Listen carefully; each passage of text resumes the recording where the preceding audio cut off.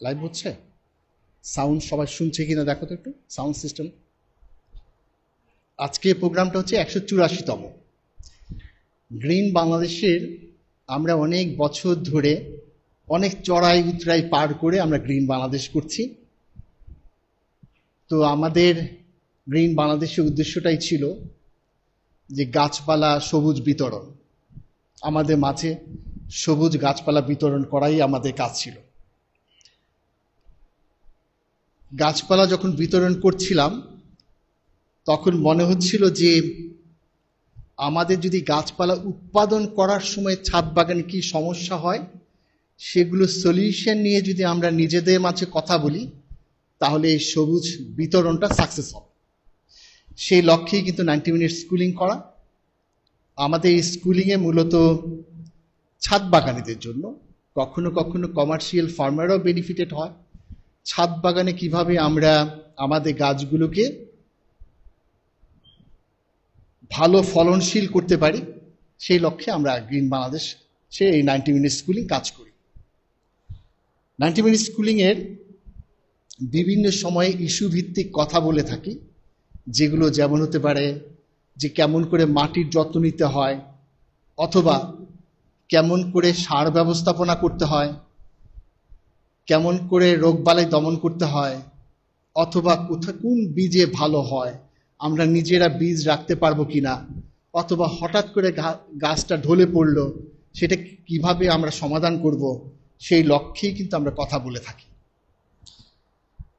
মূলত আমাদের যারা ছাদ বাগান করি তাদের মাঝে একটা সুন্দর বন্ধন তৈরি করা এবং নিজেরা উৎপাদন করে যেন আমাদের নিজেদের মনকে সুন্দর রাখা, পাশাপাশি পরিবেশকে ভালো রাখা। যেহেতু পরিবেশ নিয়ে আমরা কথা বলি সবসময়, আমাদের গ্রিন বাংলাদেশের প্রথমে একটা ইস্যু হচ্ছে এগ্রিকালচার এবং এনভায়রনমেন্ট, দুটো নিয়ে। সো সবসময় আমরা চেষ্টা করেছি যে পরিবেশ কেমন করে ভালো রাখা যাবে। পরিবেশ কেন ক্ষতিগ্রস্ত হয়, যেমন বাতাসে যদি কার্বন ডাইঅক্সাইড বেড়ে যায় সেগুলো হতে পারে আমাদের যে হেভি মেটালসগুলো আছে, অথবা মাইক্রো প্লাস্টিক আছে, এগুলো সবগুলো, অথবা দূষণ, বায়ু দূষণ বিভিন্ন রকম ভাবে হতে পারে। কার্বন ডাইঅক্সাইড বাতাসে বেড়ে গেলে কি ক্ষতি হয়?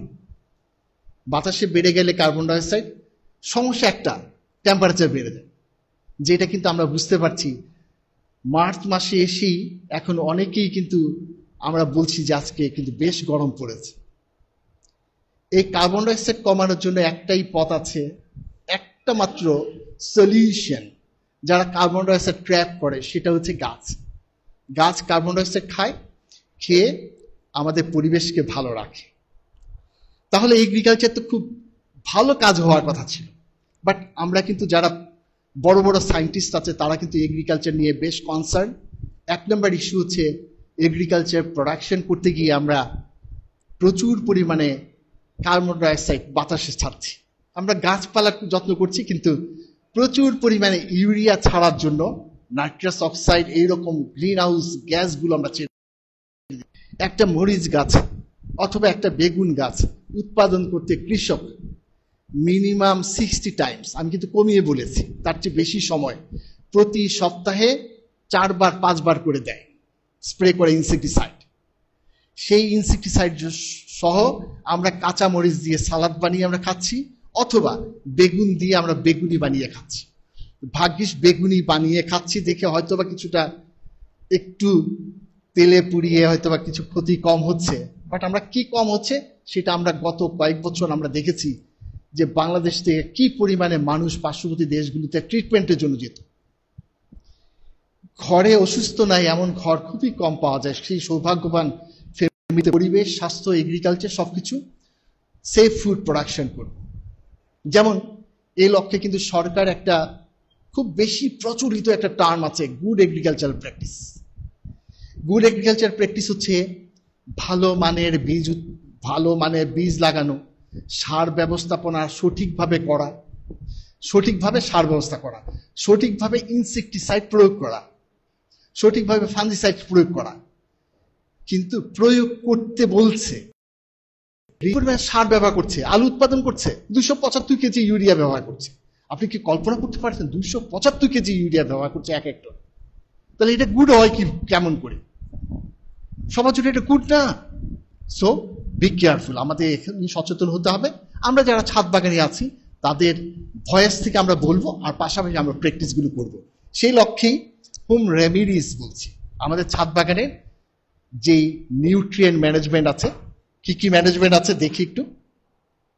সার ব্যবস্থাপনা, এটা ভয়ঙ্কর পরিবেশ তৈরি করছে, প্রচুর ইউরিয়া সার ব্যবহার করছি। রোগবালাই দমন, সেগুলোর জন্য প্রচুর পরিমাণে ফাঙ্গিসাইড ব্যবহার করছি। পোকামাকড় দমন, প্রচুর পরিমাণে ইনসেক্টিসাইড ব্যবহার করছি।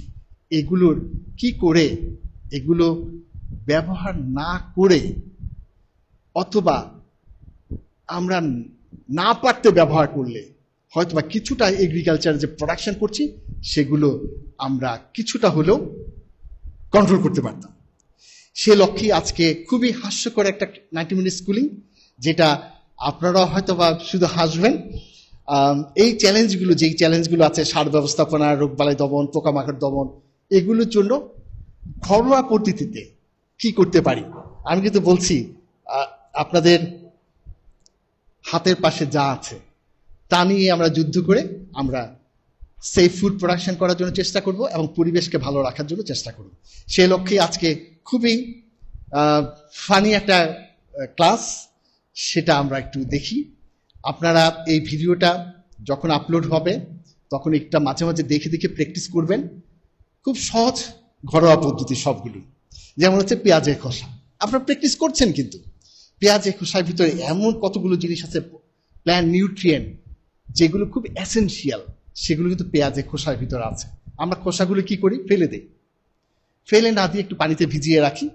আমরা যদি এমন করে ভিজিয়ে রাখি, ভিজিয়ে রেখে সাথে সাথে না দিয়ে আমরা যদি 24 ঘন্টা ভিজিয়ে রাখি, একদিন সন্ধ্যার সময় করলাম, আরেকদিন সন্ধ্যার সময় স্প্রে করে দিলাম, 24 ঘন্টা যদি আমরা ভিজিয়ে রাখি, সেই পানিটা ছেঁকে যদি গাছের গোড়ায় দিয়ে দিই, অথবা যদি আপনি যদি স্প্রে করতে চান একটু পানির সাথে মিশিয়ে নেন, মিশিয়ে, এটা খুব লাভজনক। ঘরে যে ফেলে দেন সেগুলো একটু রেখে দিবেন, সেটা হতে পারে। শুধু পেঁয়াজ বাসা থেকে কয়েকটা পেঁয়াজ নষ্ট হয়ে যাচ্ছে, টুকরো করে কেটে ব্লেন্ড করে নেন। ব্লেন্ড করে নিয়ে আমরা যদি 2-3টা পেঁয়াজ পানির সাথে গুলিয়ে নিয়ে 24 ঘন্টা আমরা যদি রেখে দেই, সবসময় লাইটে না, সূর্যের আলোতে না, একটু ছায়াযুক্ত জায়গায় একটু ঢেকে রেখে দিবেন, যেখানে একটু অন্ধকার সেখানে রেখে দিবেন, দেখবেন এখানে ফার্মেন্টেশন হবে। এবং এইটা যদি আপনি গাছে সরাসরি স্প্রে করতে পারেন পানির সাথে মিশিয়ে দিয়ে, অথবা আপনার ইচ্ছা করলে এটাকে গাছের গোড়ায় পানিটা ঢেলে দিতে পারেন। তাহলে দুটো জিনিস হলো, একটা হচ্ছে পেঁয়াজের রসটাকে পেঁয়াজের খোসা থেকে করতে পারি, আর একটা পেঁয়াজ থেকে করতে পারি। এগুলো সবগুলো একটু পানির সাথে মিশিয়ে গাছে স্প্রে করতে হবে। আর যদি গাছের মাটিতে দেন তাহলে সরাসরি ব্যবহার করতে পারেন। তাহলে সহজ হয়ে গেল, দুটো জিনিস আমরা একটু শিখে নিলাম। এটা ঘরোয়া মারা যারা আছেন একটু নিউট্রিয়েন্ট গুলো সবাই পছন্দ করি, রচার মতো পানির ভিতরে ভার্মি কম্পোস্ট চুবিয়ে রাখলাম, একদিন রেখে দিলাম, রেখে দিলে সমস্ত নিউট্রিয়েন্ট গুলো স্যালাইনের মতন পানিতে চলে আসবে। তখন এটা গাছের গোড়ায় নাড়া দিয়ে দিতে পারবো। যদি স্প্রে করতে চাই তাহলে ছেঁকে নিতে হবে, তাই তো? এইভাবে আমরা প্রোডাকশন গুলো করতে পারি। আমরা দেখিয়েছি যে সারা যখন আমার ভেজিটেবল কমার্শিয়াল প্রোডাকশন করব, বড় ড্রামের ভিতরে 10 কেজি ভার্মি কম্পোস্ট দিয়ে আমরা 24 ঘন্টা ভিজিয়ে রেখে কিভাবে সার তৈরি করবো, এবং কিভাবে আমরা বেগুন প্রোডাকশন করছি, মরিচ প্রোডাকশন করছি, লাউ প্রোডাকশন করছি, করলা প্রোডাকশন করছি, তখন গাছের গোড়ায় গোড়ায় যদি দিয়ে দিই তাহলে দেখা যাবে গাছের জন্য এটা খুব ভালো একটা সার হবে। যেহেতু ভার্মি কম্পোস্ট নিউট্রিয়েন্ট সমৃদ্ধ, ওই সলিউশনটা দ্রুত গাছ শিকড়ের মাধ্যমে নিতে পারবে দেখে গাছের বৃদ্ধি এবং উৎপাদনশীলতা দ্রুত বেড়ে যায়। সো এটাও কিন্তু অনেক উপকারী হবে আমাদের গাছের জন্য।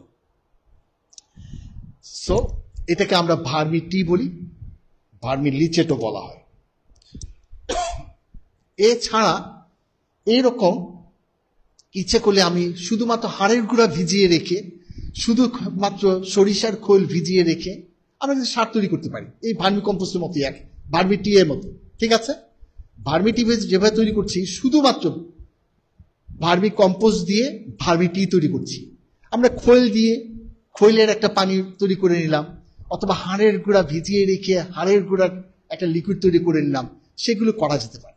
আর যদি এমন মনে করেন, ঠিক আছে, ভার্মি কম্পোস্ট নিলেন, একটু হাড়ের গুঁড়া নিলেন, একটু মাস্টার্ড অয়েল কেক নিলেন, মানে খৈল নিলেন, নিয়ে 7 দিন ভিজিয়ে রাখলেন। ভিজিয়ে রেখে যদি আপনি লাউ গাছের গোড়ায় দেন, করলা গাছের গোড়ায় দেন, শশা গাছের গোড়ায় দেন, দেখবেন গাছ অনেক স্বাস্থ্য ভালো হবে এবং তাদের রোগ প্রতিরোধ ক্ষমতা বেড়ে যাবে। দেখবেন তারা রোগ হবে না, গাছের রোগ হচ্ছে না। রোগ না হলে তো গাছে ফলন এমনিই হবে বেশি, সেদিকে কিন্তু আমরা ইচ্ছা করলে খেয়াল রাখতে পারি। আমরা বোকাশি বানানোর, বোকাশি একটা জাপানি স্টার, বোকাশি হচ্ছে ঘরের উচ্ছিষ্টাংশ দিয়ে পচিয়ে পচিয়ে এক ধরনের সার তৈরি করা, লিকুইড না, সার তৈরি করা, সেটাকে বোকাশি বলা হয়। বোকাশি প্রসিডিউরটা আমি বাঁ পাশে দিয়েছি, এই নিউট্রিয়েন্ট গুলো লাগে, কম্পোজিশন গুলো লাগে, সেটা দিয়ে আমি আজকের টপিক এটা না, যেহেতু গত ক্লাসে আমি বলেছি, আজকের টপিক হচ্ছে বোকাশি চা কিভাবে বানানো যায়। বোকাশি উৎপাদন করার সময় এক ধরনের লিকুইড লিচেট বের হয়, লিকুইড বের হয়, সেই পানিটাকে নিয়ে এসে আমরা যদি 50 টাইমস ডাইলুট করে ফেলি, ডাইলুট করে গাছে স্প্রে করি, তাহলে দেখা যায় খুব ভালো একটা সার হয়। অথবা আপনি গাছের গোড়ায় আপনি সরাসরি কিন্তু এটা দিয়ে এই লিচেটগুলো দিতে পারেন। তাহলে কি হলো, আজকে কথা হলো ঘরের কোনো জিনিসই কিন্তু ফেলা না, সব জিনিসগুলো দিয়ে যদি আমরা ছাদ বাগানকে সমৃদ্ধ করি, রোগ বালাই অনেক কমে যাবে এবং সাথে সাথে কিন্তু ফলন বেড়ে যাচ্ছে, সব ফলন অনেক বেড়ে যাবে। তো এটা কিন্তু বোকাশি টিটা কিন্তু বোকাশি জাপানে খুব পপুলার, বোকাশি প্রোডাকশন। এবং মজার ব্যাপার হচ্ছে তারা কিন্তু যেগুলো পচনশীল জিনিসগুলো, জাপানের গমি ম্যানেজমেন্ট, জাপানিজ গমি হচ্ছে ওয়েস্ট ম্যানেজমেন্ট, ওয়েস্ট ম্যানেজমেন্ট কিন্তু খুব স্ট্রং। আমি 97-এ জাপানে গিয়েছি, আমি জাপানে গিয়ে পৌঁছেছিলাম হচ্ছে আমার যেই ডরমেটরিতে থাকবো সেটা ছিল সন্ধ্যার সময়। আমি বোকার মতো আর দরজা খুলি নাই, ভিতরে চুপ করে বসেছিলাম, কারণ আমি ভাষা পারি না, আমি জাপানিজরা বা ইংলিশে কথা বলে না, খুবই বিপদে ছিলাম। তো দরজা বন্ধ করে আর বলছিলাম কেন যে জাপানে আসলাম। এত চকচকার রুম, এত সুন্দর করে সাজানো রুম, আমি কখনো এয়ার কন্ডিশন দেখিনি তখন। এয়ার কন্ডিশন আছে, টেলিভিশন আছে, ফ্রিজ আছে, অ্যাটাচ বাথরুম আছে, শাওয়ারগুলো দেখতে সুন্দর লাগে, বাথটাব আছে। আমার তখন বাথটাবের অভিজ্ঞতা ছিল না। তো সবকিছু মিলিয়ে আমার কাছে মনে হচ্ছে যে ওরে বাবা, এখানে আসছি, আমি এত নার্ভাস ফিল করছিলাম। হঠাৎ করে দরজায় নক, দরজাটা খুললাম, ভয়ে ভয়ে খুললাম। খোলার সাথে সাথে মনে হলো যে একজন পরী নেমে আসছে, আইসা কোম্বাওয়া। আমি বলছি এটা কি বলে, হ্যাঁ কোম্বাওয়া মানে তুমি কে মনে হয়, এরকম মনে করে আমি বলছি আমি জামাল। মজার ব্যাপার হচ্ছে আমি কিন্তু বাংলায় কথা বলেছি, সে বলে জাপানিজে, আমি বলি বাংলায়। কেউ কারোরটা বুঝি না, কিন্তু আকার ইঙ্গিতে বলছি। হঠাৎ করে মনে হলো সে বলল আস্তা কুজিনি শীতানি ইত্তে কুদাসাই, আগামীকাল সকাল 8টায় তুমি নিচে যাবা, তোমার জন্য ওখানে একটা ট্রেনিং এর ব্যবস্থা আছে। আমি বুঝলাম একটা জিনিস, যে সকালবেলার কোন একটা ব্যাপার আছে, নিচে কিছু ব্যাপার আছে। আমি ওকে ঠিক আছে ঠিক আছে বলে তত বন্ধ করেছি, কারণ আমি খুব নার্ভাস ফিল করতেছিলাম। আর আমি জাপানিজটাকে মনে হচ্ছিল এই গ্রহের ভাষা না, আমি না জেনেই চলে গিয়েছি। জাপানিজে কথা বলে সেটা আমি জানতাম না, আমি মনে হচ্ছে ইংলিশে কথা বলে, আমি বিদেশি বলতে ইংলিশে কথা বলে মনে করতাম। তো যাই হোক, তারপরে দিন সকালবেলা রেডি টেডি হয়ে আমি 7:30টায় নিচে গেলাম, গিয়ে দেখি কেউ নাই। আমি বসে থাকলাম কিছুক্ষণ, 8টার সময় এসে সুন্দর সুন্দর কয়েকজন মহিলা এসে খুবই ওয়েল ড্রেস আপ নিয়ে এসে আমার সামনে অভিনয় করা শুরু করলো। অভিনয় কি জানেন, খুবই মজার। তারা নেচে গিয়ে বুঝালো তুমি যত ময়লা আছে, ময়লাগুলি কোন বাকেটে কোনটাতে ফেলবা, কোন কন্টেনারে, কোন কালারের কন্টেনারে কোন ময়লাগুলো ফেলতে হবে। সেগুলো কিন্তু ময়লা নিয়ে আসছে, নিয়ে এসে সে অভিনয় করে দেখাচ্ছে কিভাবে হেঁটে যাবে, এগুলো দেখাচ্ছে। আমি প্রথম মনে করলাম ওরা হয়তো পাগল জাতি, তারপরে বুঝলাম তারা কতটাই সভ্য, যে বিদেশ থেকে বাংলাদেশ থেকে একটা ছেলে আসছে যে গমি ম্যানেজমেন্ট, ওয়েস্ট ম্যানেজমেন্ট সে জানে না, সে তো কালকে নোংরা করে ফেলবে আমার দেশটাকে। প্রথম শিক্ষাটাই হচ্ছে, আমি গিয়েছি পিএইচডি করার জন্য, আমাকে শিখালো হচ্ছে ওয়েস্ট ম্যানেজমেন্ট করা। সো সেই জাতি উন্নতি হবে না, আমার দেশ উন্নতি হবে। তো যাই হোক, এই ওয়েস্ট ম্যানেজমেন্টটা তারা করে, এই ওয়েস্টে পুরোটাই কিন্তু বোকাশি উৎপাদন করে, এবং এটা কিন্তু জমিতে আবার ব্যবহার করে। আপনি জাপান বিশাল লম্বা একটা দেশ, এই দেশে কোনো রিসোর্স নাই, শুধু পাথর আর পাথর, পাহাড় আর পাথর, পাহাড় আর পাথর, চারপাশে সমুদ্র। যেখানে যাবেন এদিকে গেলে সমুদ্র, ওদিকে গেলে সমুদ্র, আর মাঝের পুরো জায়গায় শুধুমাত্র জমি আর জমি, সবগুলো হচ্ছে পাথর, মানে অ্যাশ দিয়ে ভর্তি, একটি ভলকানো দিয়ে। সেই জায়গায় তারা এগ্রিকালচার করছে শুধুমাত্র ওয়েস্ট ম্যানেজমেন্ট করে। আমরা কিন্তু ওয়েস্টগুলোকে ফেলে দিচ্ছি। খেয়াল করে দেখেন ইয়ের দিকে, সাভার দিকে অনেকে আছেন ওই পাশে, কি ময়লার ভাগাড় বানিয়ে ফেলেছি। আমরা যদি এটা ম্যানেজমেন্টটা করতে পারতাম, কোন জিনিসটা পলিথিন কিভাবে আলাদা করতে হয়, কাঁচের জিনিস কিভাবে আলাদা করতে হয়, একটু প্র্যাকটিস করলে, আমরা কিন্তু অশিক্ষিত কেউ না, আমরা কিন্তু কেউ অশিক্ষিত না, কিন্তু পুরো আচরণটাই অশিক্ষিত মতো, সব জায়গায় এক জায়গায় ফেলতেছি সবগুলো। যাই হোক, এটা আসলে আমরা নার্সিং করিনি, পরের জেনারেশন করবে ইনশাআল্লাহ। সেই বোকাশি, তারা ওই ময়লা থেকে বোকাশিগুলো উৎপাদন করে, এবং সেটা দিয়ে কিন্তু তারা ফার্টিলাইজার ব্যবহার করে। তারা কিন্তু, আপনি একটা শশা, জাপানের প্রোডাকশন, কৃষকের শশা, বাংলাদেশের শশা খাবেন, জীবনে কোনোদিন শশা খাবেন না। আমরা ইফতার করার সময় আমি প্রায় সময় বলি আই হেট শশা, আই হেট শশা, কারণ আমি ওখানে 6 ইঞ্চেস কিউকাম্বার খেয়েছি। 6 ইঞ্চি বেশি 7 ইঞ্চি হবে না,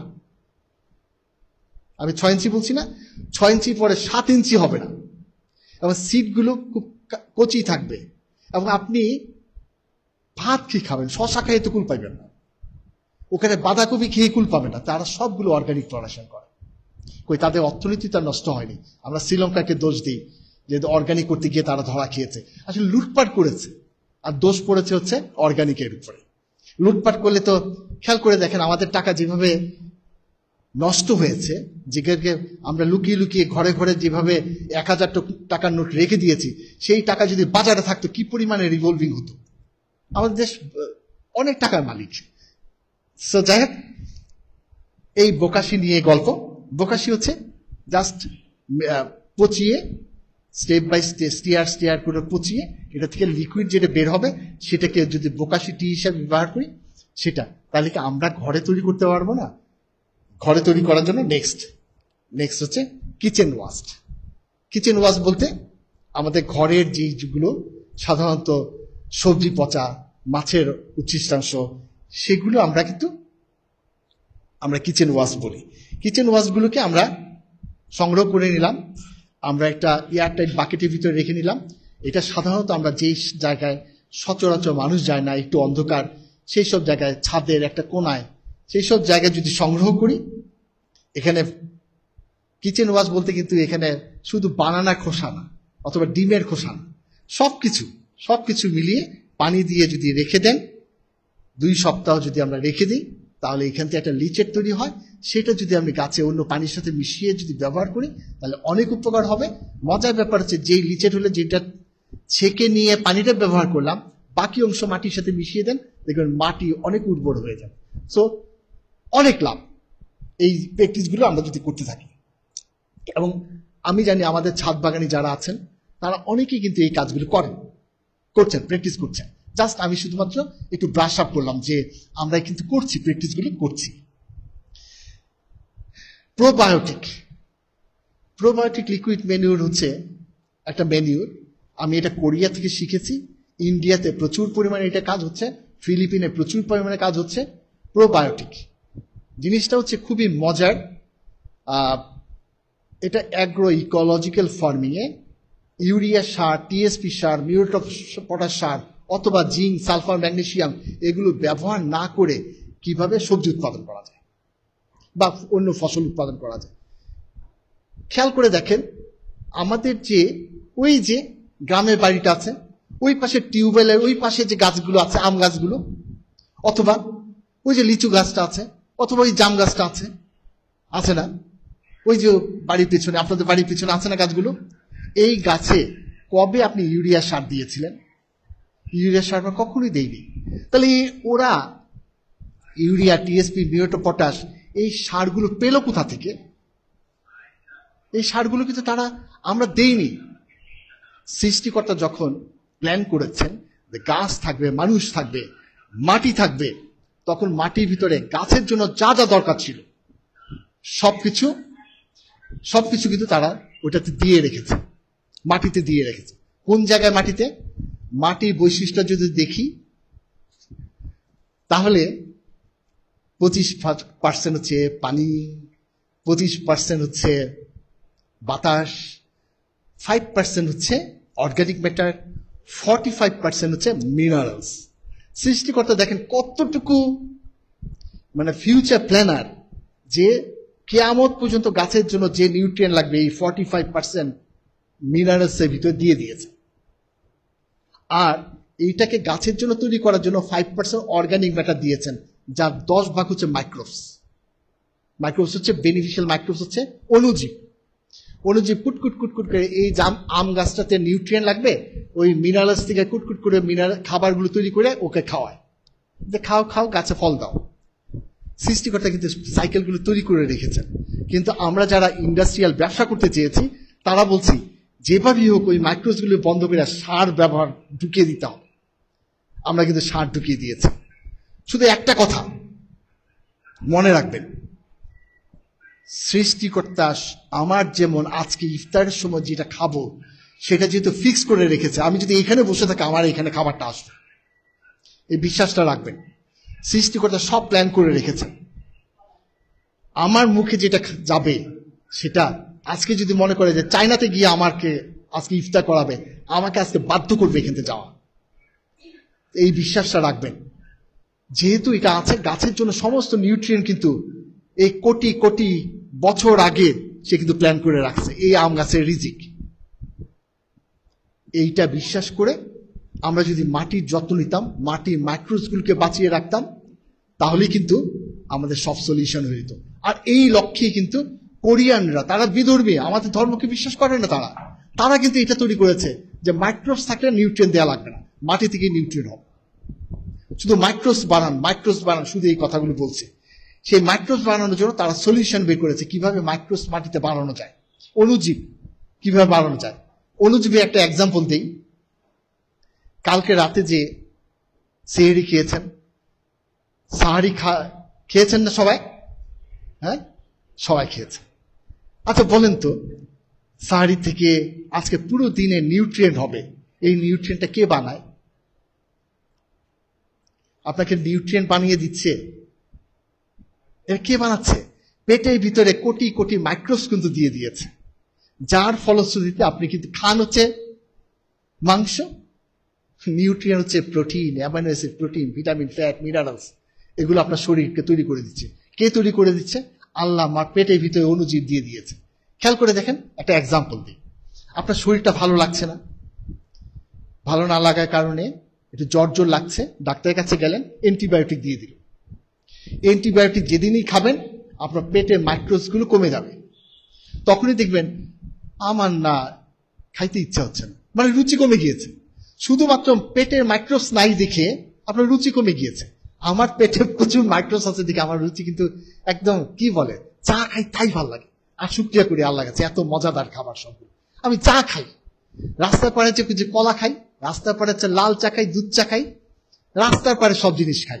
বাট আমার কাছে মনে হয় যে পৃথিবীতে এত সুখ আর কোথাও নাই, যে আমার সবকিছুতেই রুচি আর রুচি মনে হয়।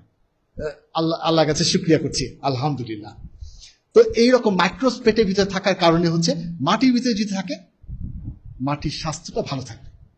মাটির মাইক্রোবসগুলোকে মেরে ফেলবেন না। মেরে ফেলেছে কারা? ফুরাডান, কার্বোফুরান, অথবা আগাছা নাশক দেয় না, উইডিসাইড, এখন প্রচুর বাজারে এগুলো দিয়ে দিয়ে মাইক্রোবসগুলোকে নষ্ট করছে। মাইক্রোবসগুলো মরে যাওয়ার ফলে যেহেতু নিউট্রিয়েন্ট কম তৈরি হচ্ছে, দাও ইউরিয়া ব্যবসা, ইউরিয়া চলতেছে ব্যবসা, ইউরিয়া টিএসপি, একটার সাথে একটা লিঙ্ক করা। এর জন্য দেখবেন, এটা বলি, যদিও লাইভে দেখছেন, সরকার যদি দেখে ফেলেন তাহলে আমার চাকরি থাকবে না। দেখেন, সমস্ত হচ্ছে ইনসেক্টিসাইড, ফাঙ্গিসাইড, সিড কোম্পানি, ওদের টাকায় আমাদের সরকারি যে এগ্রিকালচার প্রোগ্রামগুলো হয় তাদের টাকায় তারা টাকা দেয়, ডোনেট করে। আমি বলছি সেফ ফুড প্রোডাকশন আমরা প্রোগ্রাম করছি, এইটা সাকসেস হবে? আমি প্রোডাকশন করি, যারা ইনসেক্টিসাইডের ব্যবসা করে তাদের কাছে বলে এখানে আমরা বলতেছি সেফ ফুড প্রোডাকশন, তারা কিন্তু সবসময় ইনসেক্টিসাইড ব্যবহারের জন্য বিজ্ঞাপন করছে, যার ফলশ্রুতিতে আমরা কিন্তু সেফের দিকে যেতে পারলাম না। কারণ হচ্ছে আমাদের চেয়ে 1000 গুণ শক্তিশালী হচ্ছে যারা ইনসেক্টিসাইড ব্যবসা করে, তাদের রিপ্রেজেন্টেটিভ হাজার হাজার রিপ্রেজেন্টেটিভ ফার্মারের ঘরের পাশে বসে আছে, বিনা পয়সা দিচ্ছে ওষুধ যে ফসল উঠলে আমাকে দিবেন। যার জন্য আমরা যেটা করছি প্রোবায়োটিক লিকুইড ম্যানিউর, এটা কোথায় কোথায় মাইক্রোস বেশি পাওয়া যায় সেটা আমরা খুঁজে বেরিয়েছি। কোরিয়ানরা বলেছেন, ইন্ডিয়ার কিছু গবেষণা হয়েছে, সেখানে বলেছে দেশি গরুর ইউরিন, দেশি গরুর গোবর, এগুলোর ভিতরে প্রচুর পরিমাণে মাইক্রোস থাকে। তাহলে এই দুইটা জিনিস আমরা একটা বালতির ভিতরে নেই, এই মাইক্রোসগুলো খাওয়ার জন্য বেসন দেই, মাইক্রোসগুলো খাওয়ার জন্য মোলাসেস দেই, আর একটু পানি দেই, ঢেকে রাখি, মাইক্রোস হতে থাকবে। তাই তো? এইটাই জিনিসটা এখানে দেখেন কি দিছি, কাউডাং, ইউরিন, গুড় মানে মোলাসেস, তারপর হচ্ছে বেসন, আর একটু মাটি দিয়েছি, মাটিটা দিয়েছি এডিশনাল মাইক্রোবস এখানে অ্যাড হওয়ার জন্য, আর পানি এই বালতিটার ভিতরে রেখে দিয়েছি। 3 দিন পরে 4 দিন পরে আপনি এটা মেপে দেখেন, কোটি কোটি মাইক্রোবস হয়েছে। আপনি গাছের গোড়ায় দেন, আপনার অন্য সার লাগবে না, মাটি থেকে নিউট্রিয়েন্ট তারা অটো তৈরি করবে। তাহলে আমাদের কাজ কি হবে?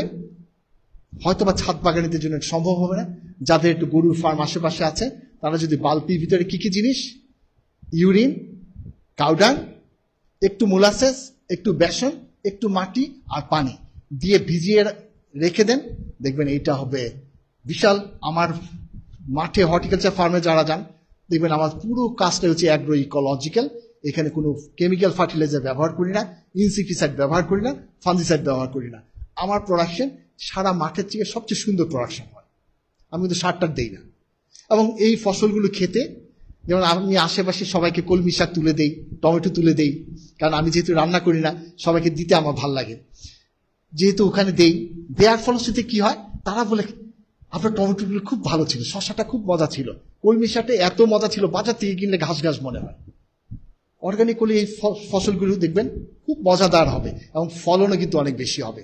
আপনি শশা উৎপাদন করে দেখেন, করলা উৎপাদন করে দেখেন, চিচিঙ্গা উৎপাদন করে দেখেন, নেক্সট সিজনগুলোতে দেখবেন অনেক সুন্দর ফসল উৎপাদন করতে পারবেন। আমি সবসময় এই ছবিটা দেখাই, এটা আমি একটু বায়াসড। আমি দুটো জায়গা থেকে এগ্রিকালচার সম্বন্ধে শিখেছি।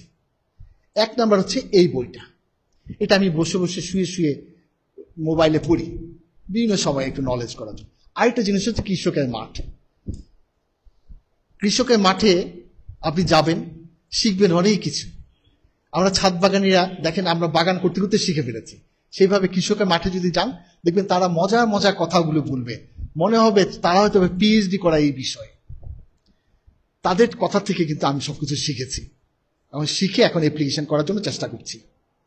তো এতক্ষণ কিন্তু আমরা যেটা বললাম নিউট্রিয়েন্ট, সব কথা কিন্তু নিউট্রিয়েন্ট ছিল। আমি যদি নিউট্রিয়েন্ট ভালো করে খাওয়াই তাহলে আমার রোগ প্রতিরোধী ক্ষমতা কিন্তু বেড়ে যাবে, এটা তো সত্য। আমার স্বাস্থ্য যদি ভালো থাকে রোগ প্রতিরোধ ক্ষমতা বেড়ে যাবে। তাহলে খাবার যদি ভালো দিতে পারি তাহলে রোগ অনেকাংশেই কমে যাবে। যদি রোগ হয় তাহলে কি করব? এই জিনিসগুলো আপনারা প্র্যাকটিস করেন। একটু খাবার soda, baking powder, sodium bicarbonate, খাবার সোডা নিয়ে তার সাথে একটু সাবান আর একটু পানি স্প্রে করে দেন। মাপামাপি দরকার নেই, এগুলো আমরা বুঝি। এটা স্যার বলছে ইউনিভার্সিটিতে স্লাইডে দেখাচ্ছে, এগুলো দরকার নেই। 1 চিমটি বেকিং পাউডার, 1 চিমটি লিকুইড সাবান আর হচ্ছে পানি স্প্রে করে দেন, দেখবেন গাছের চেহারা চকচকা হয়ে যাবে, একদম পুরো শাহরুখ খানের মতো হয়ে যাবে। তাহলে মাঝে মাঝে বেকিং পাউডার দিলে সুবিধা কি জানেন? মাটির পিএইচটা বাড়ে। পিএইচ বাড়লে নিউট্রিয়েন্ট আপটেক করার ক্ষমতা বাড়ে। নিউট্রিয়েন্ট আপটেক করার ক্ষমতা বাড়লে ফুল বেশি হবে, ফুল বেশি হলে ফিমেল ফ্লাওয়ার বেশি হবে, ফিমেল ফ্লাওয়ার বেশি হলে ফল বেশি হবে। তাহলে সহজ জিনিস। তাহলে মাঝে মাঝে এই টোটকাগুলো কিন্তু কাজে লাগে। এগুলো হচ্ছে টোটকার সায়েন্স, ঠিক আছে? তো আজকে বেকিং সোডা কিসে যেন লাগে, কেক বানাতে লাগে, দেখ বিস্কিট বানাতে লাগে, ওই বানানোর সময় একটু গাছে স্প্রে করে দিবেন। ঠিক আছে।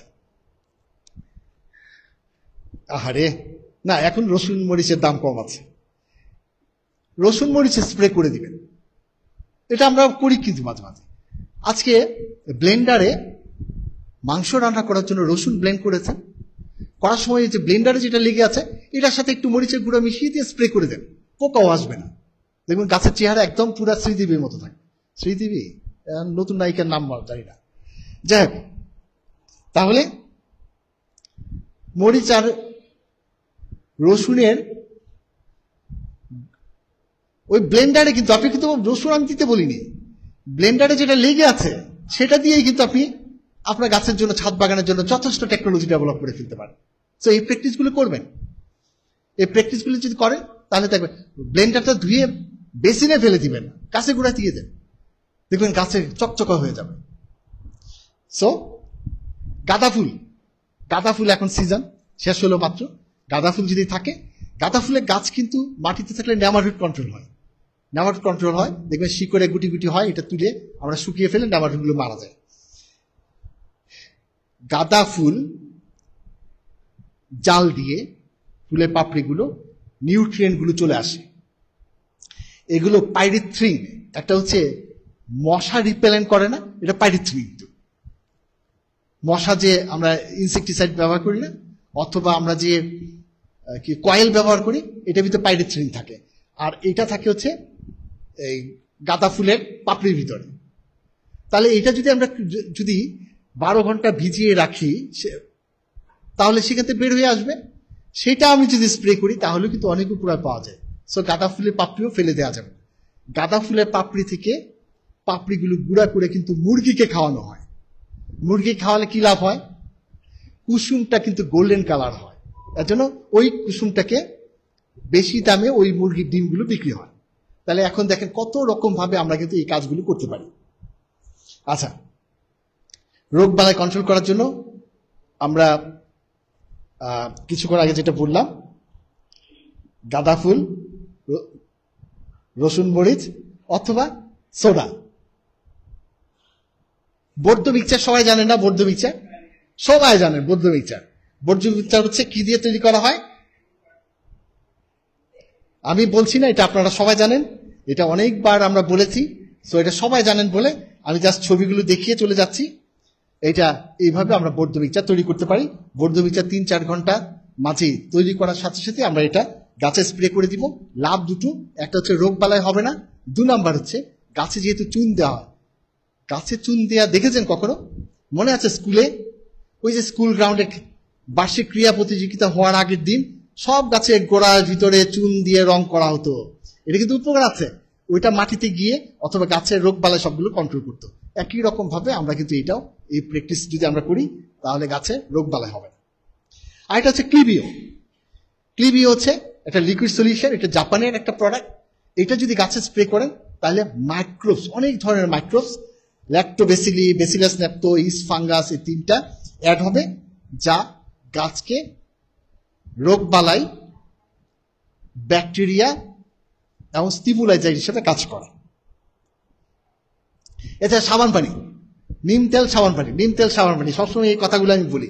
নিম তেলের সাথে সামান্য একটু নিম তেল, সামান্য একটু সাবান, লিকুইড সাবান দিয়ে গাছে স্প্রে করেন, পোকাও আসবে না, গাছের পাতা যে কুকড়ে যেত সেরকম যাবে না, এবং দেখবেন আপনার ফলন কিন্তু অনেক সুন্দর হয়েছে। নিম তেল, সাবান পানি। নিম তেল কোথায় পাবেন? সব দোকানে এখন নিম তেল পাওয়া যায়। নিম তেল কিন্তু খুব উপকারী। লাইট ট্র্যাপটা এখানে আমি বলছি যে লাইট ট্র্যাপ, টেবিল ল্যাম্প, টেবিলে পড়ার সময় ছোটবেলা পড়তাম যখন, তখন টেবিল ল্যাম্প থাকতো। টেবিল ল্যাম্পটা যদি বাইরে নিয়ে রাখি তাহলে কি করবে? সব পোকা আসবে। নিচে যদি একটু সাবান পানি অথবা কেরোসিন তেলের পানি দিয়ে যদি রেখে দেই, পোকাগুলো সবগুলো মারা যাবে। থিওরিটা কি? লাইটের কারণে পোকাগুলো আসবে আর পানিতে পড়ে মারা যাবে। তাহলে এটা পরিবেশ বান্ধব হলো। লাইটটা কখন জ্বালিয়ে রাখবো? লাইটটা যদি সকালবেলা জ্বালিয়ে রাখি তাহলে মৌমাছি এসে, উপকারী পোকাগুলো এসে পানিতে পড়ে মারা যাবে। তাহলে সকালবেলা করা যাবে না, সকালবেলা লাইটটা পোকা দেখবেও না এত আলোর ভিতরে। সাধারণত অপকারী ক্ষতি করে পোকাগুলো, সাধারণত ক্ষতি করে যেসব পোকাগুলো, সাধারণত যেই পোকাগুলো ক্ষতি করে সেই পোকাগুলো বিকেল বেলা বের হয়। মৌমাছি দেখবেন সকালবেলা বের হয়, মৌমাছিগুলো সকালবেলা বের হয়। তার জন্য সন্ধ্যার সময়টায় যদি ওই লাইট ট্র্যাপটা ব্যবহার করি, তাহলে অপকারী পোকা যেগুলো আমার ফসলে ক্ষতি করে সেই পোকাগুলো এসে লাইটের কারণে এসে আমার এই সাবান পানি অথবা কেরোসিন যুক্ত পানির ভিতরে পড়ে মারা যাবে। তাহলে এটা খুব সুন্দর একটা টেকনোলজি হতে পারে, সেভাবে কিন্তু আমরা কন্ট্রোল করতে পারি। এছাড়া আগামীতে কি সবজি উৎপাদন করব, কে কে বলতে পারবেন? আগামীতে এই যে এখন কি বর্ষাকাল আসতেছে বা সামার সিজন আসতেছে, আমরা কি কি উৎপাদন করব? 1 নম্বর, আমরা শসা উৎপাদন করব, করলা উৎপাদন করব, ঝিঙ্গা উৎপাদন করব, চাল কুমড়া উৎপাদন করব। এগুলো এগুলো আপনারা আমার চেয়ে বেশি জানেন। এই সবগুলোতে এক ধরনের ফ্লাই হয়, পোকার অভিযোজনটা দিয়ে ডিম পারে, ভিতরে একদম পচিয়ে ফেলে, এমন করে কিটকিট কিটকিট করে ভয় লাগে দেখতে, তাই না? করলাতেও হয়। এইটার জন্য আমরা যদি এইরকম চিন্তা করি, প্রথম একটা বোতল, এটা কিন্তু আমি বোতল কেটে কেটে বানিয়েছি, বোতল কেটে ফেললাম, 2 টুকরা করলাম, সহজভাবে দেখেন 2 টুকরা করলাম, এটা উল্টিয়ে এটার ভিতরে ঢুকিয়ে দিলাম, তাই না? এই নিচের পোর্শনটাতে, এই নিচের পোর্শনটাতে, এটা উপরের পোর্শনটা, এটা নিচের পোর্শনটা, নিচের পোর্শনটাতে 1/2 কাপ পানির সাথে 1/2 কাপ ভিনেগার, ভিনেগারের একটা গন্ধে অপকারী ফ্রুট ফ্লাইগুলো, ফ্রুট ফ্লাই, ভিনেগারের গন্ধে ফ্রুট ফ্লাইগুলো সবগুলো আসবে, এসে এই পাশ দিয়ে, মুখে ক্যাপটা কিন্তু নাই, ক্যাপটা খুলে ফেলেছি, এই ক্যাপটার ভিতরে দিয়ে ঢুকে এখানে ঢুকবে, কিছুক্ষণ উড়াউড়ি করবে ভিতরে, তারপর এই পানিটার ভিতরে ভিনেগার যুক্ত পানিটাতে পড়ে মারা যাবে। তাহলে এইরকম যদি মাঝে মাঝে লাউ গাছের সাথে ঝুলিয়ে রাখি, তাহলে ফ্রুট ফ্লাই একদম খুব সুন্দরভাবে কন্ট্রোল করা যাবে। চাল কুমড়া, তারপর হচ্ছে চিচিঙ্গা, সবগুলোতে ফ্রুট ফ্লাই ক্ষতিগ্রস্ত করে। এবং ফ্রুট ফ্লাই তো আমেরও ক্ষতি করে, অন্য যত রকমের ফল আছে সবগুলোতে, পেয়ারাতে ক্ষতি করে। এই ক্ষতিগুলো আমরা কিন্তু ইজিলি কন্ট্রোল করতে পারি। এটার ভিতরে ঢুকবে না, এটা যদি এফিড আসে সেটা ঢুকবে, তারপর হচ্ছে থ্রিপস যদি আসে সেটা ঢুকবে, ঠিক আছে? তাহলে লাউ, করলা, শসা ইত্যাদি ফসলের বাগানে এই ফাঁদ ঝুলিয়ে রেখে আমরা কিন্তু ফলনটাকে সুন্দর করতে পারি, তাই না? তাহলে নেক্সট স্লাইডে যাই। ইয়েলো স্টিকি ট্যাপ ব্যবহার করব। ইয়েলো স্টিকি ট্যাপ খুব সহজ জিনিস, তাই না? তাহলে সেটা আমরা কিন্তু ব্যবহার করব আমাদের বিভিন্ন রকম এফিড, থ্রিপস, কখনো কখনো ফ্রুট ফ্লাইও, বিভিন্ন হোয়াইট ফ্লাই, এগুলো কন্ট্রোল করা যায়, খুব সহজভাবে কন্ট্রোল করা যায়। আর একটা সহজ বুদ্ধি হচ্ছে ওই বুদ্ধিটা, এটা আমি করেছিলাম বাঁধাকপিকে ইনসেকটিসাইড ফ্রি করার জন্য। এই এক্সপেরিমেন্টটা করেছিলাম আমার মাঠে। আমরা নেট, এই সিনথেটিক নেটগুলো খুবই সস্তা, কারণ বাজারে পাওয়া যায়, একবার কিনলে 10-12 বছরে ছিঁড়ে না। আপনি যদি এইটা দিয়ে একটা মশারি মতো বানিয়ে, আপনার ঘরের মশারিটা এরকম বানিয়ে এইটার ভিতরে যদি ক্যাপসিকাম উৎপাদন করেন, এইটার ভিতরে যদি মরিচ উৎপাদন করেন, এইটার ভিতরে যদি নন্দিনী ফুল উৎপাদন করেন, এইটার ভিতরে যদি আপনি যে কোনো ধরনের, প্রশ্ন হতে পারে যদি করলা উৎপাদন করি অথবা লাউ উৎপাদন করি অথবা মিষ্টি কুমড়া উৎপাদন করি নেটের নিচে করলে, তাহলে পলিনেশনগুলো কেমন করে হবে? তখন হাতে পলিনেশন করে দিতে হবে। আর যদি কমার্শিয়ালি বিশাল বড় নেট হাউস করেছেন, তাহলে ওইটার ভিতরে হানিবি চাষই করবেন, হানিবির একটা ঘর বসাই দিবেন ওটার ভিতরে, ওরা নিজেরা পলিনেশন করবে। তাহলে নেট দিয়ে ঢেকে আমি যদি কল্পনা করি, আপনার যে বাসায় যে ছেঁড়া মশারিটা আছে, এই মশারিটার নিচে আপনি ক্যাপসিকাম উৎপাদন করছেন, তাহলে দেখবেন আপনার ক্যাপসিকাম, মরিচ, টমেটো এগুলো ফলন অনেক বেড়ে যাবে এবং কোনো রকমের ওষুধ দেওয়া লাগবে না। সো ইম্পর্টেন্ট জিনিসটা কি? যেন পোকা না আসতে পারে। আমাদের সব রোগ বালাই হয় পোকা দ্বারা, ফসলের সবগুলো পোকা দিয়ে হয়। তাহলে এটা আমরা কিন্তু কন্ট্রোল করতে পারি। এই নেট, একটা মশারি বানিয়ে ফেলবেন, আপনার ছাদের সময় একটা মশারি বানিয়ে ফেলেন, এটার ভিতরে সব সবজি উৎপাদন করেন। মনে রাখবেন লাউ যদি হয়, চাল কুমড়া যদি হয়, তাহলে পলিনেশন করে দিবেন। আর বাকি সব সবজি যেগুলো লাল শাক, পালং শাক, পুঁই শাক, এগুলো তো পলিনেশন দরকার নেই, অথবা যেগুলো নিজে নিজে পলিনেশন হয় সেগুলো পলিনেশন করার দরকার নেই, সেগুলো একটু চিন্তা করে আপনারা কিন্তু প্রোডাকশন করতে পারেন নেট হাউসের ভিতরে। এরকম ভাবে আমরা বেগুনে সবচেয়ে বেশি ইনসেক্টিসাইড স্প্রে করে। আমি চেষ্টা করেছিলাম, এটা আমি বানিয়েছিলাম, এটার ভিতরে বেগুন উৎপাদন করেছিলাম, 100% পোকা কন্ট্রোল হয়েছে। আপনারা যারা কমার্শিয়াল উৎপাদন করার চিন্তা করছেন, এই ধরনের নেট দিয়ে, এই নেট যদি একবার তৈরি করেন 10 বছরে ছিঁড়বে না। সো একবার যদি সুন্দর করে বানিয়ে নেন, তাহলে 10 বছর এটা নিচে প্রোডাকশন করলে বেস্ট কোয়ালিটির সবজি আপনারা খেতে পারেন। গ্রিন বাংলাদেশের পক্ষ থেকে আপনাদেরকে শুভেচ্ছা জানাচ্ছি। আজকে রমজান মাসের এই দিনটায়, রমজান মাসে আপনারা খুবই ব্যস্ত আছেন এবং সবসময় সকালবেলাটা, আমার সকালবেলা ঘুমতে উঠলে না একটু মাথাটা কেমন যেন করতে থাকে, মনে হয় যে হারিয়ে আমি মনে খাই নাই, নাস্তা করি নাই, এই নাস্তার টেনশনে আর চায়ের টেনশনে আমার মাথা ঘুরতে থাকে। তো যাই হোক, আমার কাছে বারবার মনে হয় যে আল্লাহ তাআলা যদি এমন একটা পারমিশন দিতেন শুধু চা খাওয়া যায়, তাহলে কিন্তু রোজাটা খুব মজাদার হতো। যাই হোক, আল্লাহ মাফ করবেন, ফান করেছি। তো এই কষ্ট করে যারা আপনারা এখানে এসেছেন তাদেরকে অবশ্যই ধন্যবাদ জানাচ্ছি। অবশ্যই আপনারা গ্রিন বাংলাদেশের এবং আপনারা সবুজ প্রেমী মানুষ, তার জন্য এত কষ্ট করে আসছেন, আপনাদেরকে ধন্যবাদ। আমি বলবো হচ্ছে যে আপনারা আমাদের এখান থেকে আপনাদের লার্নিংগুলো, আপনাদের প্রবলেমগুলো আপনারা কিভাবে সলিউশন করছেন সেগুলো এই গ্রিন বাংলাদেশের পেজে মাঝে মাঝে আপনারা দিবেন। আমরা সেগুলো দেখে বুঝতে পারবো আগামী ক্লাসে কি বিষয় নিয়ে কথা বলতে হবে, সেটা বুঝতে পারবো। সেই লক্ষ্যে মাঝে মাঝে প্রবলেমগুলো লিখবেন, মাঝে মাঝে আপনার সাকসেস স্টোরিগুলো লিখবেন, ছবি দিবেন প্রচুর পরিমাণে, কিসে ফল আসলো দেখতে আমাদের ভাল লাগে এবং সবাই কিন্তু এনজয় করে আপনার কন্ট্রিবিউশন। এর জন্য রিকোয়েস্ট করছি, বেশি বেশি পোস্ট দিবেন, বেশি বেশি শেয়ার করবেন, আর বন্ধুদেরকে জানিয়ে দিবেন আমরা কি বিষয় নিয়ে কথা বলি। তো এখন আসছি, এতক্ষণ কিন্তু আমরা সব কথা বলে ফেললাম, এখন শেষ পর্যায়ে পরীক্ষা হবে। আজকে একটা পরীক্ষার ব্যবস্থা আছে, কুইজ প্রতিযোগিতা হবে এবং এই কুইজ প্রতিযোগিতায় যে প্রশ্নের উত্তর দিতে পারবেন, মেরিয়াপা সিলেকশন করবেন। মেরিয়াপার দোষ আছে কিছু, মেরিয়াপা সবসময় একটু বায়াসনেস দেখান। মেরিয়াপা শুনতেছেন? মেরিয়াপা কিন্তু 90 মিনিট স্কুলিং এর পরে আমাকে আবার ছেড়ে দিবেন যে এটা কি বললেন।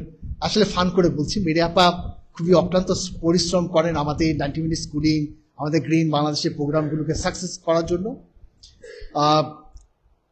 এই কুইজ প্রতিযোগিতায় মেরিয়াপা সহযোগিতা লাগবে। মেরিয়াপা ডিসিশন নিবেন কে আগে প্রশ্নের জন্য হাত তুলেছেন, উত্তর দিবেন না কিন্তু হাত তুলেছেন। হাত তুলে এটার জন্য, প্রশ্নের জন্য, আপনার উত্তরের জন্য শুভেচ্ছা উপহার কিছু থাকবেই অবশ্যই। আমরা স্টার্ট করতেছি। শুভেচ্ছা উপহার কি থাকবে? 1 নম্বর, আজকে 5টা প্রশ্ন থাকবে। 5টা প্রশ্নের জন্য 5 জনকে আমরা নন্দিনী চারা গিফট করব, একটা করে নন্দিনী চারা গিফট করব। সাথে আমাদের কম্পাস কর্পোরেশন, আপনারা জানেন গ্রিন বাংলাদেশের সাথে সবসময় কাজ করেন। কম্পাস কর্পোরেশন, ওই যে ক্লিবিও বললাম না, ক্লিবিও দেশের বাইরে থেকে উনি ইম্পোর্ট করেন, ইম্পোর্ট করে বাংলাদেশে এটা সলিউশন বানান। কালচারটা তৈরি হয় জাপানে, আর বাংলাদেশে এসে কালচারটাকে সলিউশন করেন, করে উনি এটা মার্কেটিং করেন। উনি মাঝে মাঝে আমার কাছে স্যাম্পল পাঠান গ্রিন বাংলাদেশের জন্য। এর জন্য 5 জন যারা এই প্রশ্নের উত্তর দিবেন, এই 5 জনের ওনার হচ্ছে কম্পাস কর্পোরেশন 100 ml এর ছোট একটা কন্টেনার এই গাছের সাথে উপহার হিসেবে পাবেন। তাহলে প্রশ্নটা খুব সিরিয়াসলি নেবেন, হাত তুলে ডিসকোয়ালিফাইড হয়ে যাবেন না উত্তর দিয়ে। উত্তর যদি দিয়ে দেন তাহলে ডিসকোয়ালিফাইড হয়ে যাবে, উত্তর দিবেন না, শুধু হাত তুলতে হবে। তাহলে উপহার থাকছে 2টা জিনিস, একটা হচ্ছে একটা নন্দিনী চারা, আর একটা হচ্ছে ক্লিবিওর 100 ml এর। তো সজীব, তুমি কিন্তু এই চারা মেরিয়াপাকে কষ্ট করার দরকার নেই, মেরিয়াপা শুধুমাত্র সিলেকশন করবেন যে কারা পাবেন, কে হাত তুলেছেন আগে। ঠিক আছে, আমরা প্রশ্নের দিকে যাই। প্রশ্ন করি নাই, প্রশ্ন আমি করব, প্রশ্ন কিন্তু এখনো করি নাই। এটা কি? আম ও ক্যাপসিকাম? এটা কিন্তু প্রশ্ন না, এটা হলো ফান। আমরা দেখলাম যে উত্তর দিয়ে দেন, ম্যাডাম কিন্তু উত্তর দিয়ে দিয়েছে। হ্যাঁ, হাত তুলতে হবে, প্রশ্নের উত্তর দিলে কিন্তু ডিসকোয়ালিফাইড হয়ে যাবে। কি কারণে এটা হয়েছে, এই রোগটার নাম কি বা রোগ বা কি? হ্যাঁ জি বলেন। ক্যালসিয়ামের অভাবে হয়েছে। ক্যালসিয়াম তাহলে দিয়ে দিলেই হতো। ক্যালসিয়াম আমরা ডিমের খোসার থেকে আমরা হারভেস্ট করতে পারি কি দিয়ে? না, ভিনেগার দিলে কিন্তু ক্যালসিয়াম নাই। না না, ডিমের খোসাকে ভিনেগারে ভিজিয়ে যদি আমি গাছের গোড়ায় দিয়ে দিই তাহলে কিন্তু ক্যালসিয়াম পাবে। ক্যালসিয়ামের জন্য আমাদের হচ্ছে জিপসাম, বিভিন্ন রকম সার টার আছে, এগুলো পাওয়া যায় বাজারে। অথবা সহজ জিনিস হচ্ছে ক্যালসিয়াম কার্বনেট চুন। চুন দিলে সহজে দেওয়া হয়। একটা গাছ নাও আর একটা ক্লিভিও ওনার কাছে পৌঁছে দিয়ে আসো, এরপরে উত্তর আর আপনি দিতে পারবেন।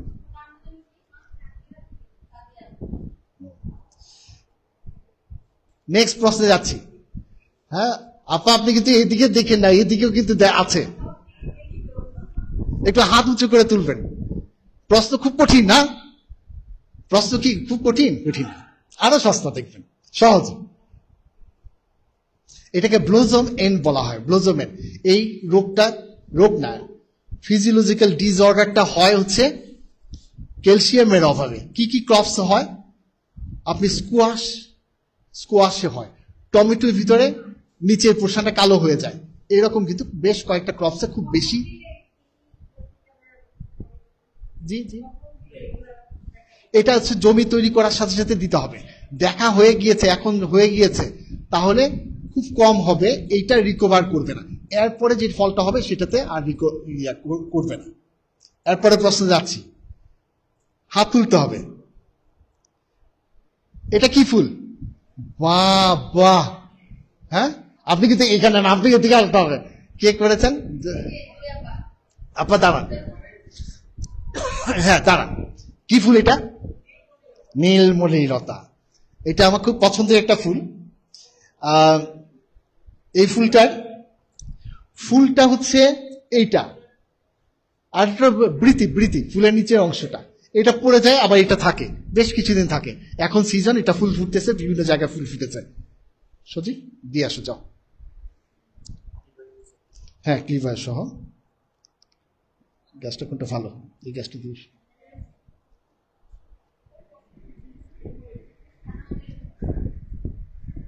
আচ্ছা, একটা জিনিস হলো কি জানেন, সবাই শুধু মেয়েদের জয় জয়কার দেখা যাচ্ছে, নাকি পার্সিয়ালিটি করতেছেন মেরি আপা? হ্যাঁ এটাও কিন্তু দেখার বিষয় আছে। হ্যাঁ আপা, আপনার নামে কিন্তু অনেক কমপ্লেন আমিই করছি। তারপরে দেখি, একটু দেখবেন, একটু অপেক্ষা করবেন, তারপর হাত তুলবেন। প্রপাগেশন, এখানে দুটা ছবি আছে, 1 নাম্বার এবং 2 নাম্বার। প্রপাগেশন টেকনিকটা কি কি বলতে হবে। 1 নাম্বারটা হচ্ছে গ্রাফটিং, হ্যাঁ 2 নাম্বারটা কাটিং। উত্তর একজন শতভাগ হয়েছে, এটা মিনিংটা কি? উত্তর যে শতভাগ হলো, এটার অর্থটা কি? অর্থ হচ্ছে 90 মিনিট স্কুলিং এ ভালো কাজ হচ্ছে। যিনি পড়াচ্ছেন, উনি বাবা, উনি যে ভালো টিচার, তাই না? আরে কেউ আত্মালি দিল না, দুঃখ লাগলো আমার। যাক, না ফান যাক, স্টুডেন্ট না টিচার ভালো। মাউন ভাই এই সময় আপনি আসছেন? আরে হ্যাঁ, একটু বলো, দিয়ে আসো।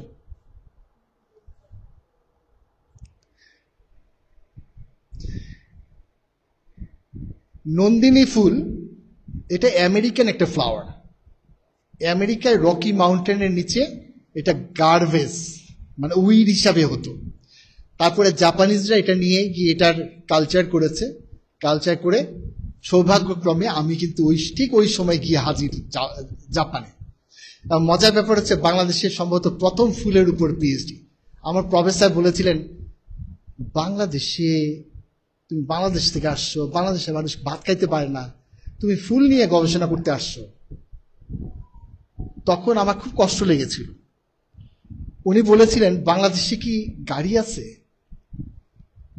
আমার কাছে বলেছে, কি বলে সে? বাংলাদেশে গাড়ি আছে মানে কি বলে?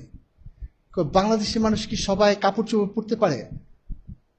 আমি বলে কি? আমি তখন প্রফেসরকে বললাম, প্রফেসর আমি কালকে অ্যাবাউট বাংলাদেশ একটা প্রেজেন্টেশন দিতে চাই। বলে যে ঠিক আছে, এটা ভালো হবে, তাহলে সব টিচারদেরকে দাওয়াত দিই, স্টুডেন্ট 200 জন, এরকম টিচার এসে হাজির হলো, আমি বাংলাদেশের মধ্যে প্রেজেন্টেশন দিলাম। আমি দেখালাম বাংলাদেশ কিভাবে উৎপত্তি হয়েছে, বাংলাদেশের ফ্ল্যাগ জাপানের ফ্ল্যাগের সাথে আমাদের দেশের ট্রাফিক জ্যাম দেখালাম। ট্রাফিকের ভিতরে দেখালাম যে গাড়ির লাইন কতটুকু হয়, এতগুলো গাড়ির লাইন। গাড়িগুলো দেখেছে কুড়ো মাথায় হলে, মানে গাড়ি এতগুলো। আমি তখন বললাম যে তোমাদের এই যে গাড়িগুলো আছে সবগুলো গাড়ির লোগোগুলো দেখো, সবগুলো হচ্ছে টয়োটা। তোমার দেশের রাস্তায় যতটুকু গাড়ি না আছে তার চেয়ে বেশি গাড়ি আমার দেশে।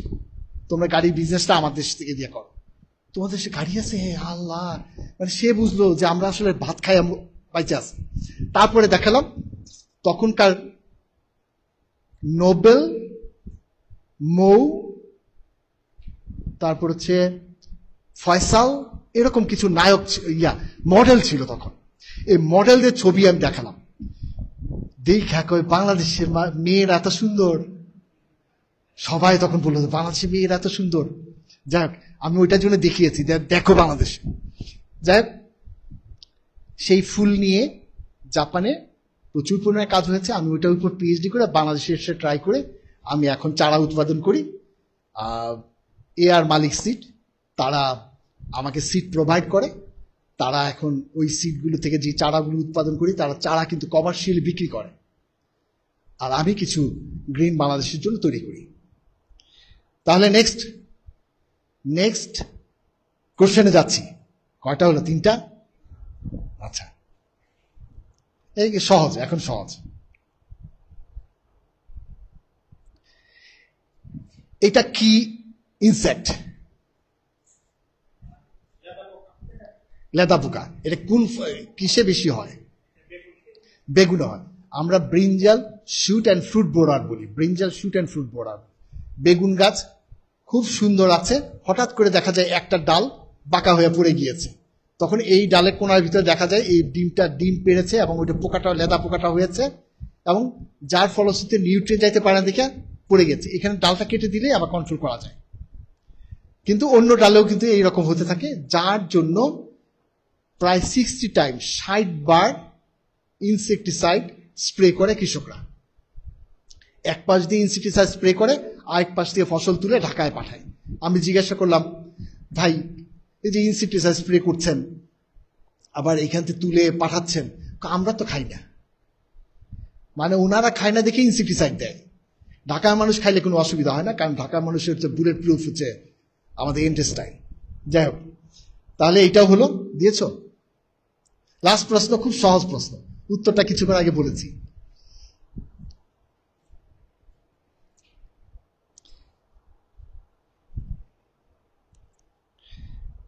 লাস্ট প্রশ্ন, মাটির এই 25 ভাগ 45 ভাগ 5 ভাগ, এটা কি বলতে হবে? কে? জি জি জি, বলেন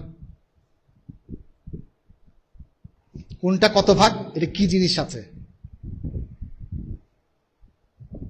নাহলে বসেন ভাই, বসেন, বলেন। জি, আপনি বলেন।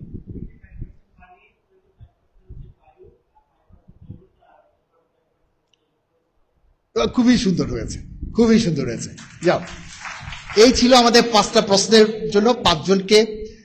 আসলে সবাইকে যেহেতু আমরা ক্লিপ বায়ো দিতে পারবো না, অথবা নন্দিনী চারা দিতে পারবো না, এর জন্য এই ফান করে আমরা এটা করলাম। এটা এই মিন করে না যে আমরা পরীক্ষা নিয়েই শুধু গাছপালা উপহার দিই। এখন কথা হচ্ছে, দুটো মিষ্টি আলুর জাত। একটা হচ্ছে পার্পল স্টার, ভিতরে একদম পার্পল, প্রচুর পরিমাণে পলিফেনল আছে। যাদের ক্যান্সারাস সিমটম আছে প্রিলিমিনারি স্টেজে, তারা যদি এটা শাক খায় অথবা এই আলু খায়, তাহলে দেখা যাবে এটা অনেকটাই রিকভার করে।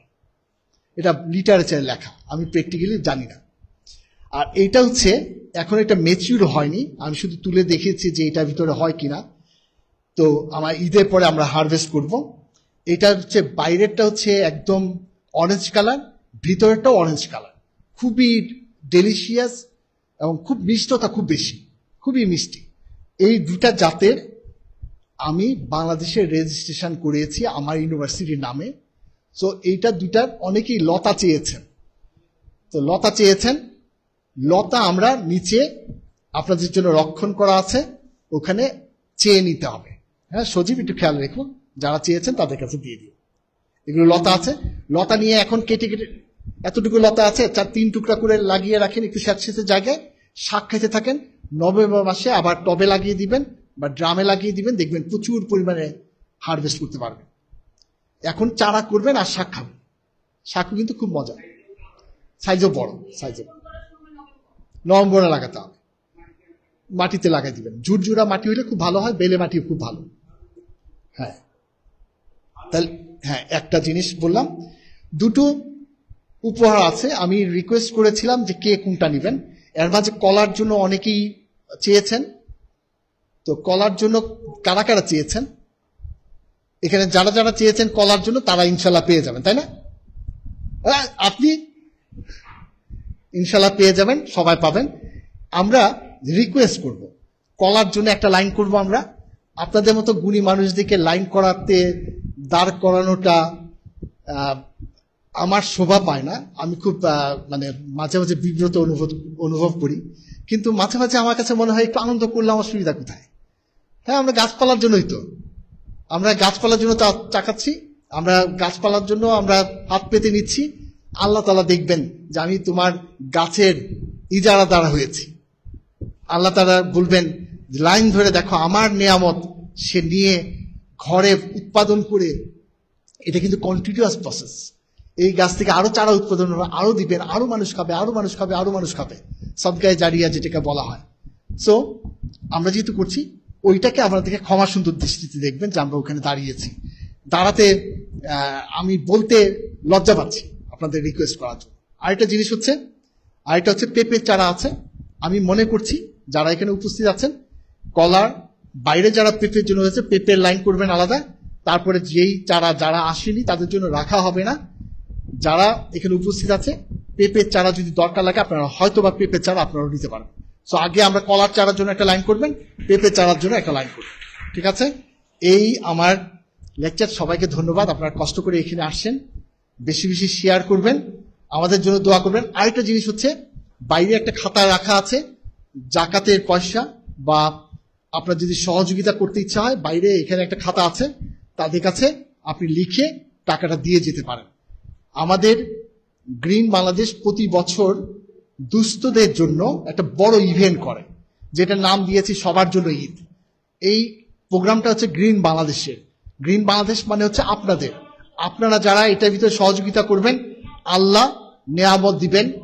আমরা কিন্তু ভলান্টিয়ার হিসাবে শুধুমাত্র আপনার টাকাটা ওদের কাছে পৌঁছে দেওয়ার জন্য আমরা ব্রিজ হিসাবে কাজ করি।